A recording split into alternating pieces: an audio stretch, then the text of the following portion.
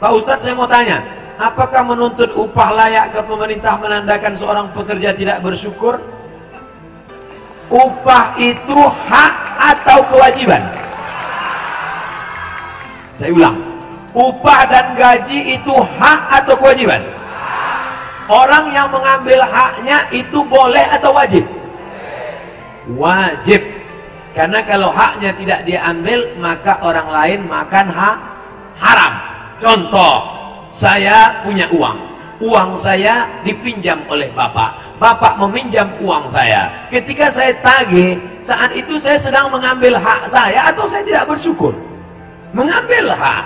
Maka ambillah hak. Supaya apa? Supaya jangan sampai orang lain makan hak haram. Jelas? Karena kami merasa hak-hak upah kami, dia sudah tahu hak. Karena kami merasa hak upah kami sebagai pekerja belum sesuai, tidak diimbangi dengan kebutuhan pokok yang selalu naik. Demikian bertanda. Saya tak sanggup bacanya sampai habis, sedih saya.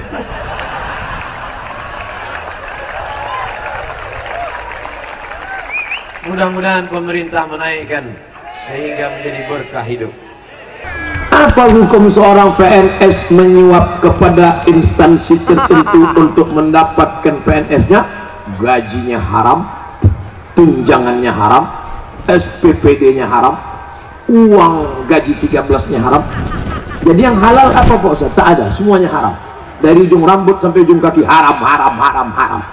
Ustaz ngomong gitu kan karena Ustaz nggak PNS. Saya PNS. Saya PNS. Karena PNS dulu saya tak kampanye. Kalau udah lama saya kampanye.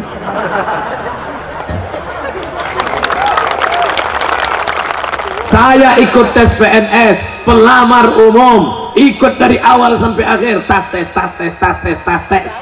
sampai puncaknya. Tanya ke emak, mak, aku ikut tes mak. Gimana kalau tak lulus? Jangan kau takut nak. Allah memberi kau rezeki. Kalau kau lulus, dari situ makan kau. Kalau kau tak lulus, rezeki tak berpintu. Kawan saya yang sudah lulus PNS malah keluar dari PNS. Kemarin jumpa di Jakarta, saya sangka miskin dia. Mobilnya besar, bininya besar. Saya tanya, bini kau yang kemarin kan bukan itu. Itu yang pertama. Ini yang ketiga. Awak PNS satu bini, dia tiga. Mau PNS apa tak PNS? Takut dia. Ketahuan anggota ISTI, ikatan suami takut bini. Jangan takut tak PNS nak. Rezeki tak berpintu diberikan Allah. Itulah letak akidah. Sungguh sangat membahagiakan saya bisa melihat Ustadz secara langsung. Gara-gara itulah aku tegak di depan nih. Kalau di situ kan jauh. Jamaah ini datang mau menengok Ustadz Somad itu ada apa tidak? Nyata tidak? Jangan-jangan alam goib dia. Biasanya kami cuma lihat di TV Pak Ustadz. TV One memang beda. Apa yang dimaksud dengan Islam Nusantara? Islam yang ada di Nusantara. Ada beda dengan yang ada di Makkah? Sama. Rukun imannya syahadat, sholat, zakat, puasa, haji. Begitu kata ketua Nahdlatul Ulama dulu, Kiai Haji Hashim Muzadi, dan Imam Masjid Istiqlal namanya Profesor Dr. Ali Mustafa Yaakob. Itu yang saya pegang. Islam di Nusantara. Orang Melayu ya bisa jadi ulama di Makkah, bisa jadi imam di Masjidil Arab. Orang dari Nusantara. Siapa namanya? Syekh Ahmad Khatib Al-Minkabawi. Al-Minkabawi dari mana nih? Bukit Tinggi, Minangkabau, orang awak mana? Bisa. Oleh sebab itu maka Islam di Nusantara tak ada beda dengan yang ada di Makkah, di Madinah, di Mesir, di Kairo. Apakah pacaran dilarang dalam Islam? Tak boleh pacaran. Laki-laki durian, perempuan timun. Timun yang ranum, yang mengkal, yang cantik dekat dengan durian. Yang rugi siapa? Timun.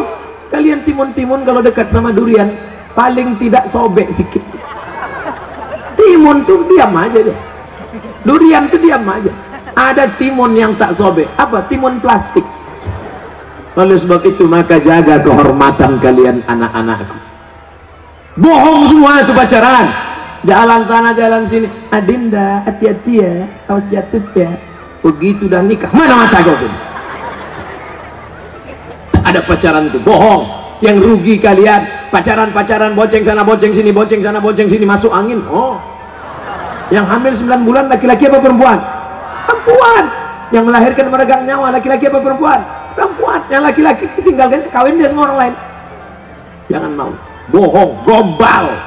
Jangan percaya sama laki-laki. Ustaz kok tahu? Saya kan laki-laki. Tapi tidak semua laki-laki macam ini. Saya mau nanya Pak Ustaz. Ya, saya punya pacar. Janganlah pacaran lagi. Pulang dari sini, yang punya pacar putuskan, buanglah mantan pada tempatnya. Janji? Janji. Jangan ada dusta di antara kita. Kami pengen nikah karena kami takut hilaf, takut terbawa dosa. Tapi orang tua kekasih saya tak mengizinkan kami menikah. Saya tidak tahu apa alasannya. Mungkin karena saya orang susah. Jangan kau sendiri datang ke rumahnya. Kau bawalah ustaz-ustaz yang ada di belakang. Bawa Ustaz Ican, Ustaz Dahrizal. Ustaz Ican, tolong kawani aku ke rumah calon mertua. Saya kemarin gitu. Ustaz, nanti Ustaz. Jangan bawa saya. Nanti kalau saya yang bicara, saya yang diterimanya. Kalau Ustaz Ican nanti bicara, Bu, ini calon menanti ibu, ini orangnya mantap, rasanya maknyus, pasti diterimanya. Rekomendasi. Kalau kita pokok kecil, bernaung di pokok yang besar. Jangan petantang-petenteng datang ke rumah calon mertua. Assalamualaikum Pak, kupinang anakmu dengan bismillah. Makan kalau bismillah itu. Apakah sah wudhu kami jika ambil wudhu menambah membasuh pundak belakang leher sebelum membasuh kaki? Ibu saya melakukan itu. Dibasuhnya leher sampai ke pundak. Hadisnya apa? Fa'atilu. Kalau kalian berwudhu, nanti wudhunya itu sebagai cahaya hari kiamat. Wajah bercahaya, tangan bercahaya, kepala bercahaya, telinga bercahaya, kaki bercahaya. Bagaimana Nabi Muhammad mau membedakan ini umat Adam, ini umat Nuh, ini umat Musa, ini umat Isa? Bagaimana Nabi Muhammad membedakan ini umat Musa dengan umat Muhammad? Dari wudhu yang bercahaya. Maka rajin-rajin wudhu. Tapi kalau mau kentut, kentut aja. Jangan ditahan sampai biru muka. Ghairil maghdubi alaihim waladdallin. Jangan ditahan, lepaskan aja. Mumpung kentut belum bayar. Kentut, apa pula kentut? Wudhu adalah cahaya. Kata Nabi, maka perpanjanglah cahaya itu. Nah, ketika menafsirkan inilah ulama terbagi dua. Yang pertama mengatakan perpanjang cahaya itu maknanya lama-lama wudhu jangan sampai batal. Tapi kelompok kedua mengatakan perpanjang wudhu artinya diperpanjang lebih daripada batasnya. Waktu menyapu muka diperpanjang sampai ke leher. Supaya apa? Cahayanya. Jadi kalau ada nanti yang berwudhu dibasuhnya sampai leher sampai ke tengkuk, itu sebetulnya dia ingin memakai tafsir yang kedua. Tak salah. Oh, kalau gitu Pak Ustadz, aku jangan sampai leher, masuk aja ke dalam bak. Jangan, itu mandi namanya. Kalau puasa sunnah kan boleh dua niat. Kalau sholat sunnah apakah boleh juga Ustadz dua niat? Niatnya satu saja. Bapak niat sholat sunat qobliyah. Kebetulan tertulis di dinding 2 menit, 2 menit, 2 menit, 2 menit, 2 menit, 2 menit lagi iqamat. Kalau tahiyatul masjid nggak dapat qobliyah. Tapi kalau qobliyah otomatis dapat tahiyatul masjid. 2 menit, 2 menit, 2 menit, sholat qobliyah. Selesai qobliyah, loh kok nggak iqamat? Tanya pengurus, Pak pengurus, kok nggak iqamat? Jamnya rusak Pak. Makanya tanya dulu. Nah, tapi karena kau tanya saya jawab juga. Apa hukum musik dalam syariat Islam? Musik yang boleh solawat barakallahu lakuma wa baraka alaikuma wa jama'a bainakuma. Boleh. Itu kan doa untuk orang menikah, enggak salah. Atau lagu yang mengingatkan mati. Mati. Na na na na na na. Untuk yang anak-anak muda. Kalau untuk yang emak-emak, bila Israel datang memanggil, jasad terbujur di pembaringan. Tapi lagu itu jangan dinyanyikan waktu acara pesta nikah. Berikut ini mari kita dengarkan satu lantunan lagu yang disampaikan oleh ibu-ibu dari majelis pengajian. Sekujur tubuh akan menggigil, sekujur badan kan kedinginan. Pengantinnya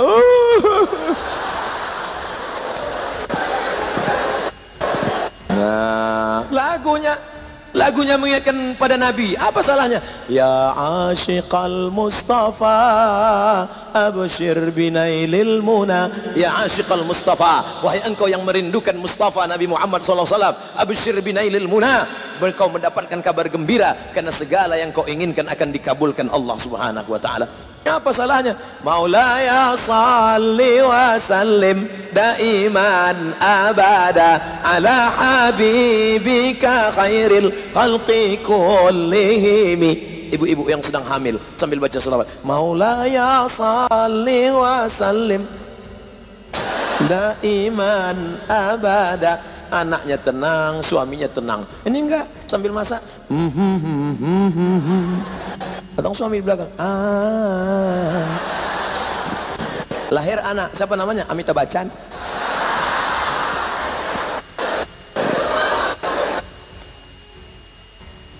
Saya ingin nikah muda Pak Ustadz. Mantap. Agar terhindar dari zina. Saya setuju. Tapi orang tua saya tak setuju. Karena saya belum sukses. Orang tuamu itu punya hati. Sentuhlah dia tepat di hatinya, dia akan jadi milikmu untuk selamanya. Jangan engkau sendiri, hai anak-anak muda, kau mau nikah, jangan kau sendiri ngadap orang tua. Assalamualaikum papa, mama, duduk. Ya ayyuhalladzina amanu, hai orang-orang yang beriman, nikahkanlah anak kamu yang masih muda. Bukan begitu caranya. Jangan kamu yang menceramahi orang tuamu, cari orang lain yang kira-kira orang tuamu itu tunduk patuh pada ucapannya. Kira-kira papa sama mamamu dengar omongan siapa? Siapa yang paling dia dengar di Indonesia ini? Oh, dia selalu dengar ceramah Ustadz Yusuf Mansur. Minta sama Ustadz Yusuf. Nanti yang ngomong Ustadz ngomong ke dia, masa anak lu mau bangun pakai mercon?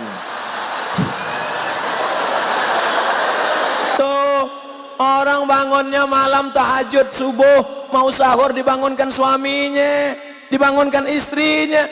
Ini anakmu bangun pakai mercon. Nikahin tuh anak lo.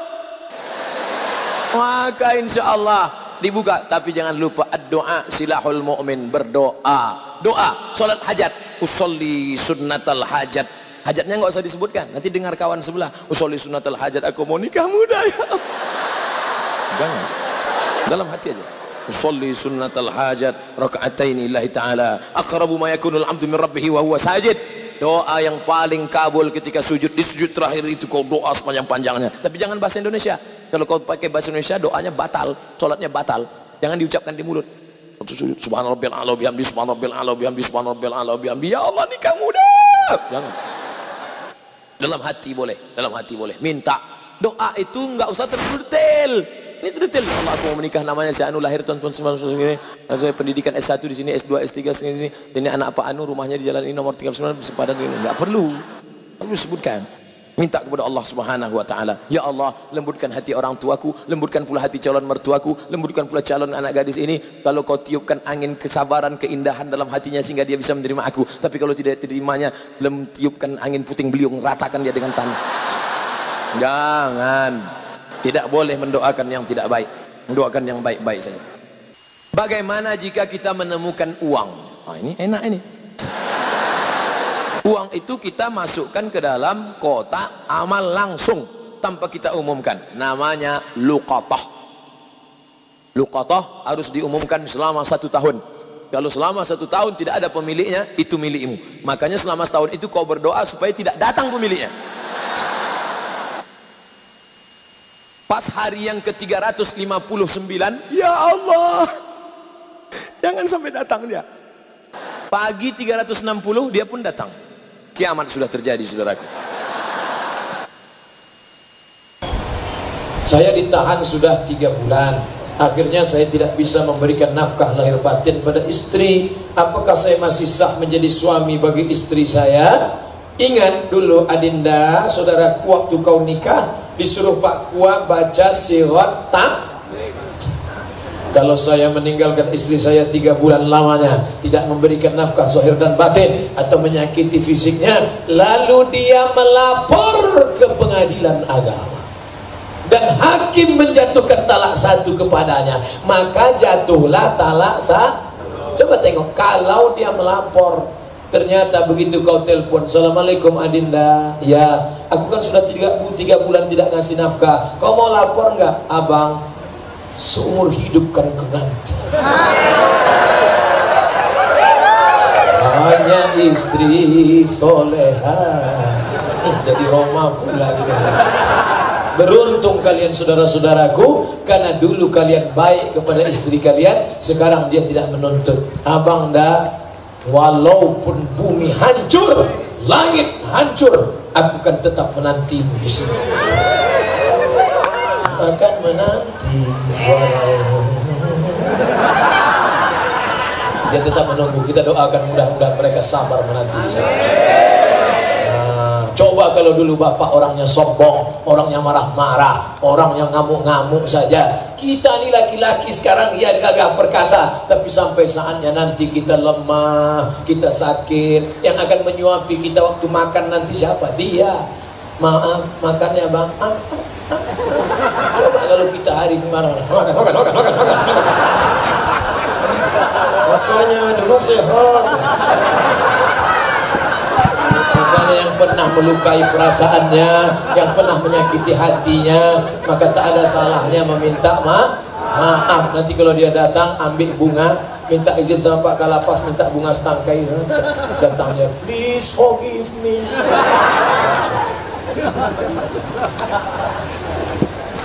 Ustaz, saya pernah mencuri, tapi hasil curian saya sedekahkan. Ini pasti yang buat pertanyaan Robin Hood. Saya baru tahu nih Pak Karutan, ternyata Robin Hood berada di sini. Warga binaan Rutan Salemba. Kita tidak bisa mencuci dengan air kencing. Ibu lagi ngapain, Bu? Nyuci kain. Iya. Pakai air apa? Air kencing. Gak bisa. Makanya berwudu airnya harus air suci, mensucikan. Wudu pakai air kelapa, air tebu, gak bisa. Air hujan, air mata air sungai, air laut, tidak bisa. Innallaha thayyibun, Allah maha baik. La yaqbalu illa thayyiban, tidak menerima kecuali dari yang baik. Duit hasil mencuri, duit hasil korupsi, duit hasil nepotisme, duit hasil riba, diberikan sedekah, tidak diterima Allah, dibawa ke Makkah. Labbaik Allahumma labbaik, labbaik Allahumma labbaik. Apa kata malaikat? La labbaik wala sa'daik. Kau tak dapat haji mabrur karena kau berangkat dengan uang hasil curian, hasil riba, hasil narkoba, hasil merampok, hasil merampas. Islam mengajarkan bersih awalnya, bersih tengahnya, bersih ujungnya. Ustaz, jujur saya pernah sholat sambil mabuk. Kira-kira diterima apa tidak? La taqrabus salata wa antum sukara. Jangan kamu sholat ketika sedang mabuk. Ada dulu zaman kejadian zaman Nabi, orang sholat sedang mabuk. Ada. Ketika sedang mabuk dia sholat. Wala ana abidu ma'abatum wala antum abiduna ma'abud, wala ana abidu ma'abatum wala antum abiduna ma'abud, wala ana abidu ma'abatum. Enggak dapatnya simpang lakum dinukum waliyadi. Makanya jangan sholat ketika sedang mabuk. Sholatmu tidak sah. Syarat orang yang sholat baligh dan berakal. Orang yang mabuk akalnya hilang. Itulah mengapa Allah haramkan narkoba, karena menghilangkan akal. Kalau sudah kau kena rusak, error, gila, mati. Pak Ustadz, badan saya bertatu. Apa hukumnya bagi yang bertato kalau sholat? Sholatnya sah. Orang yang bertato mandi wajibnya sah, wudunya sah. Yang sudah bertato tak usah kau ambil setrika lalu kau setrika tato. Biarkan aja tatumu apa adanya. Seluruh orang di dunia ini mengatakan sholatmu tidak sah. Ulama ahlu sunnah wal jamaah mengatakan sholatmu sah. Tak usah kau risaukan. Tapi yang belum bertato jangan buat tato. Dah. Ini orang waktu muda dulu tatonya ular kobra. Setelah tua kena diabetes, kurus jadi cacing pita.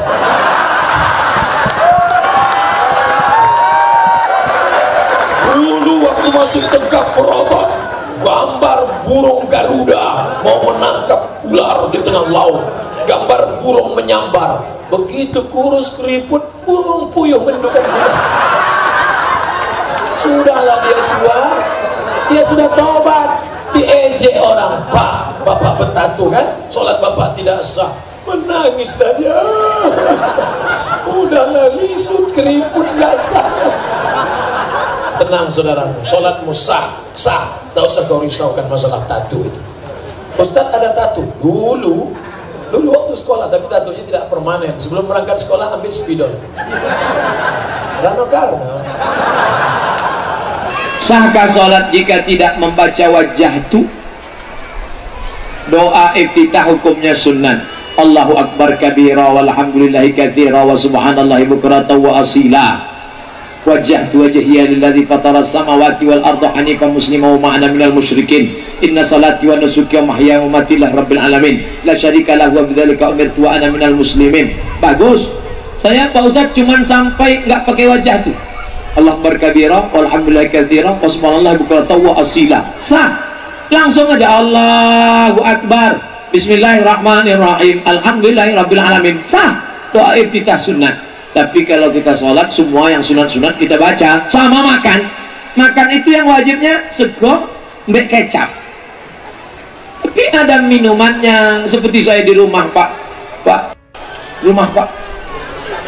rumah Pak sendiri tadi lengkap semua, ada buahnya, ada ini, ada duriannya, ada ikan baungnya, ada ikan, banyak ikan. Saking banyaknya bingung mau makan apa, saya pilih ayam.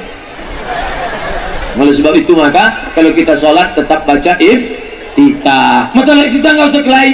Yang satu NU iftitahnya Allah akbar kabira walhamdulillah katsira wa subhanallahi bukratan wa asila. Sing siji meneh Muhammadiyah Allahumma ba'id baini wa baina khotoyaya kama ba'adta bainal masyriqi wal maghrib. Sing siji NU, sing siji Muhammadiyah, perang antara Allahumma ba'id sama Allah akbar kabira. Yang di tengah preman baru tobat. Bingung dia kelahi. Mau pakai Allah akbar kabira wapi, sing bocor Allahumma ba'id baini wa baina khotoya apik tenan. Kulu semuanya apik kabeh. Mudah-mudahan semuanya mendapatkan rahmat Allah Subhanahu wa taala. Amin. Kita bersedekah mohon kesembuhan anak kita. Boleh apa tidak? Ya Allah, aku bersedekah ini 5 juta supaya anakku sembuh. Kalau tak sehat ku ambil balik. Boleh apa tidak berdoa dengan menyebut sedekah? Boleh. Mana dalilnya? 3 orang masuk ke dalam gua, hujan gerimis, masuk ke dalam gua, tiba-tiba batu bergelinding bulat menutup pintu gua, tertutup gelap. Mau miss call HP belum ada. Berdoa salah satunya, ya Allah, aku punya pembantuku ini sudah mau dapat gaji, tiba-tiba dia pergi tak tahu entah kemana. Ku ambil duit gajinya, ku belikan kambingnya beranak pinak, bercucu cicit ramai. Sampai suatu hari pembantu itu datang, aku panggil, hei pembantu sini, ingat gajimu belum kau ambil? Iya, gajimu sudah kubelikan kambing, inilah kambing yang banyak, ambil semua kambingmu ini. Akhirnya pembantuku itu mengambil semua kambing itu sampai tak tersisa satu pun. Ya Allah, berkat sedekahku ini bukakanlah pintu gua, terbuka pintu gua. Itulah dalil boleh berdoa kepada Allah dengan menyebut bertawasul dengan sedekah. Ya Allah, berkat sedekahku kemarin, mudahkanlah urusan anakku ini supaya cepat menikah ya Allah. Berapa sedekahnya? 2000 perak. Lama lah. Ustadz, saya mau nanya, kalau saya sedang di kamar mandi, ada yang masuk rumah baca assalamualaikum, apakah saya wajib menjawab? Tidak dijawab. Dalilnya mana? Nabi tak menjawab 3 kali. Assalamualaikum, diam. Assalamualaikum, diam. Assalamualaikum, diam. Setelah keluar dari kamar mandi baru Nabi menjawab, Waalaikumsalam warahmatullah. karena tak boleh menyebut nama Allah di dalam. Jadi kalau ada yang ngucap salam, kita mau jawab gimana? Assalamualaikum, welcome. Pakailah bahasa awak. Saya ada dengar hadis yang disampaikan oleh seorang ustadz bahwa jika azan subuh berkumandang pada bulan Ramadan, sedangkan makanan ada di dalam mulut atau di tangan, maka boleh dihabiskan. Bagaimana tuh Pak Ustadz? Begini ceritanya. Zaman Nabi, azan itu dikumandangkan sebelum masuk waktu. Waktu akan masuk pukul 4.43. 4.40 dia sudah azan. Maka ketika Allahu Akbar, Allahu Akbar, Allahu Akbar, waktu itu waktu belum masuk. Itulah maka bunyi hadis ini, siapa yang sedang makan waktu azan berkumandang, selesaikanlah makanannya. Karena waktu itu azan, waktu belum masuk. Nanti pas di tengah, hayya 'alas shalah, baru masuk. Itu kata ulama tentang hadis ini. Tapi pendapat yang kuat, apalagi di tempat kita di Pekanbaru, tidak ada muazin di Pekanbaru yang azan sebelum masuk waktu. Semuanya azan setelah berbunyi tit, baru azan. Maka jangan menelan kalau azan berkumandang, muntahkan, keluarkan. Itu keterangan hadis tentang mengatakan boleh menelan kalau azan sudah berkumandang. Hadis itu tak bisa diterima untuk kawasan kita. Sop perempuan dengan laki-laki dalam sholat berjamaah di masjid bagaimana Pak Ustadz? Laki-laki di depan, perempuan di belakang.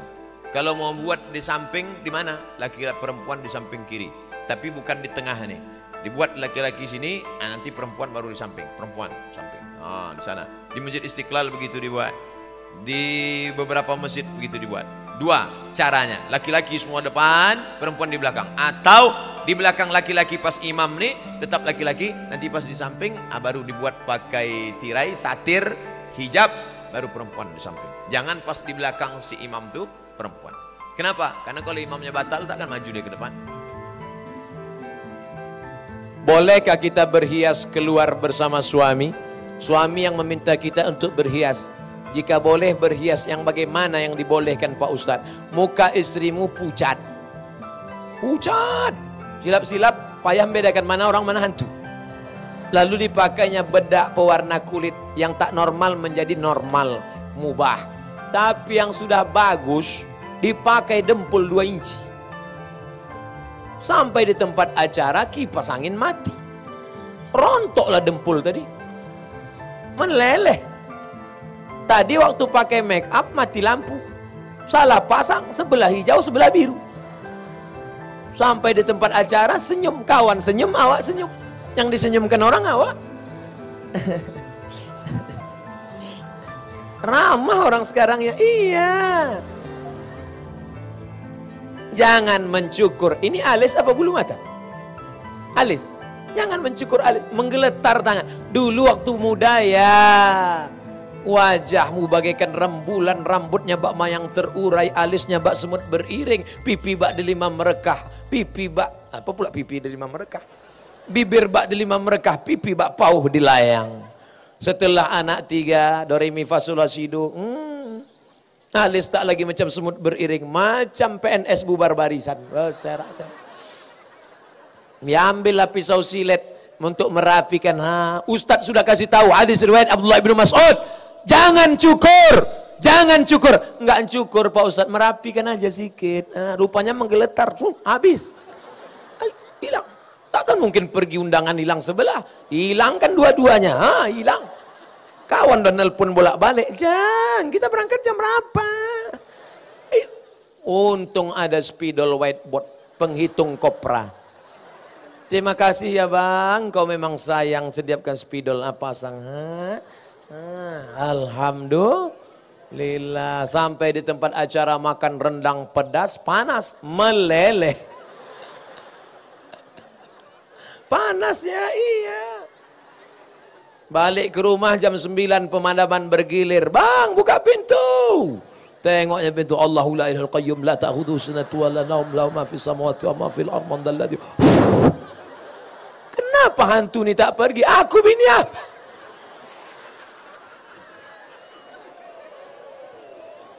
Perempuan, jangan bersolek-solek jahiliyah. Kau cantik bukan karena makeupmu, kau cantik karena hafalan Quranmu, kau cantik karena bekas wudu'mu, kau cantik karena tahajudmu. Orang yang tahajud di tengah malam, cahayanya sampai di hari siang. Apa namanya? Inner beauty. Ibu tetap muda cantik ya, bekas air wudu. Kata yang bertanya, emang yang lain tayamum?